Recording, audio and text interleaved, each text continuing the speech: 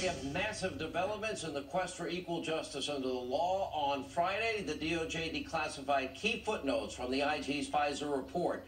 It reveals even more deep state abuse of power and Russian disinformation in Steele's work. For example, footnote 350, we learned that the Crossfire Hurricane team was informed that some of the Steele's reporting was found to be, quote, part of a Russian disinformation campaign to denigrate U.S. foreign relations. Here with reaction, Fox News investigative reporter Sarah Carter, along with Fox News legal analyst, author of the bestseller about this, Greg Jarrett.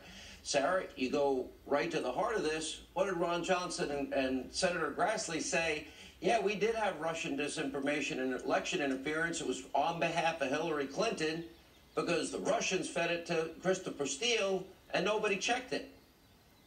Right, and what was absolutely so stunning, Sean, is that what Grassley and Senator Johnson did, both these senators, was give that up to the American public, say, this is information that the American public must have. And what it revealed was that senior level officials in the FBI and in the intelligence community, that's former FBI Director Comey, John Brennan with the CIA, James Clapper, they knew this. They knew this when they briefed President Trump in January 2017 on that dossier. Remember that briefing that they gave him, that private briefing? They already knew that a number of the information that was in Christopher Steele's dossier was disinformation. And they did so that they can get a news hook, so that they could then leak it to CNN and others.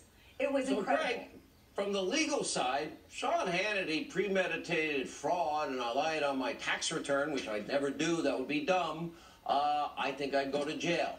They knew it was lies. They continued with the lies. They put their signature on the lies. That would be Comey and 3 times, and let's see, Yates, and even Rod Rosenstein, and let's see, you know, who else?